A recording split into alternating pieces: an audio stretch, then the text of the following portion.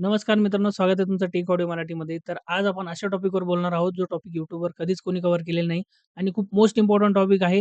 बघा, जेव्हा आपण सबवूफर घ्यायला जातो, तर आपण त्याची साईज बघतो आणि त्याचं वॉटेज किती आहे एवढंच बघतो.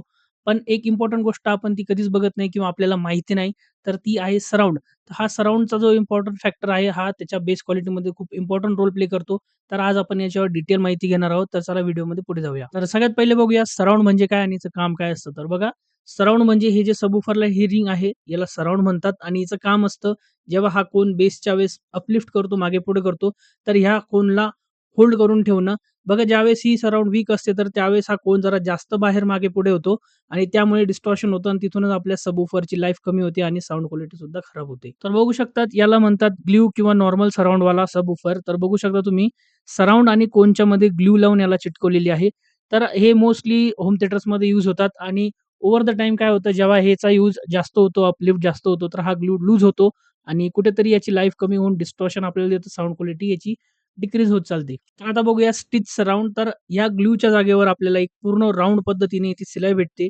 तर याचा फायदा असा असतो, की ती राउंड शिलाई इथं टाईट असल्यामुळे हेवी बेस आपल्याला प्रॉपर भेटतो आणि याची लाईफ जास्त असते आणि ग्लूवाल्यापेक्षा जास्त स्ट्राँग असते स्टिच सराउंड. तर सोप्या भाषेत सांगायचं झालं, तर आपला जो ग्लू सराउंड आहे, हा तुम्ही मीडियम बेस किंवा मीडियम व्हॉल्यूमवर ऐकतायत, सॉफ्ट बेस पाहिजे असेल, तर हा तुमच्यासाठी इनफ आहे. पण जर तुम्ही डेली ऐकतायत, हेवी बेस, लाऊड बेस ऐकतायत, कारमध्ये चालवायचं आहे, तर तुमच्यासाठी स्टिच सराउंड हा एकदम बेस्ट चॉईस राहणार आहे. तर कार ऑडिओ कॉम्पिटिशनमध्ये तुम्ही कधी बघितलं असेल, तर त्यामध्ये जे सबवूफर यूज होतात, ते मोस्टली स्टिच सराउंडवाले असतात.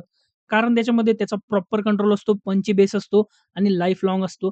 पण जर तुम्ही कधी ऑब्झर्व्ह केलं असेल, तर आपला जो हा सबवूफर असतो, हा मोस्टली आपल्याला होम थिएटरमध्ये यूज होतो आणि तुम्ही कधी नोटीस केलं असेल, तर ओव्हर द टाईम 2-4 वर्षानंतर आपला जो सबवूफर आहे होम थिएटरचा, हा आपल्याला प्रॉपर बेस देत नाही. पहिल्यासारखा त्याचा बेस पंची राहत नाही. त्याची क्वालिटी हळू कमी होत चालते. तर याच्यातून आपण निवड कशी करायची? तर तुमचा बजेट कमी असेल, कधीतरी ऐकत असाल सॉन्ग, मीडियम बेस ऐकत असाल, तर तुम्ही ग्लू सराउंडकडे जाऊ शकतात आणि जर तुम्हाला हेवी बेस पाहिजे, लाँग लाईफ पाहिजे, थोडासा बजेट जास्त आहे, तर तुम्ही स्टिच सराउंड सबवूफरकडे जाऊ शकतात. तर जेव्हा केव्हा तुम्ही सबवूफर पर्चेस करणार आहात, तर त्याच्या फक्त साइज किंवा तुम्ही वॉटेज बघू नका, तर त्याची सराउंडची क्वालिटी सुद्धा बघा. कारण हा सराउंडचा मोस्ट इम्पोर्टंट रोल आहे, की त्याचा आपल्याला आउटपुट कसा भेटणार, त्या सबवूफरची क्वालिटी कशी भेटणार. तर मित्रांनो, आजच्या व्हिडिओमध्ये तुम्ही एक युनिक टॉपिकचं नॉलेज गेन केलं आहे. व्हिडिओ आवडला असेल तर लाईक, शेअर करा. नवीन असाल तर सबस्क्राईब करा. काय विचारायचं, सांगायचं असेल तर कमेंट जरूर करा. भेटूया पुढच्या व्हिडिओमध्ये.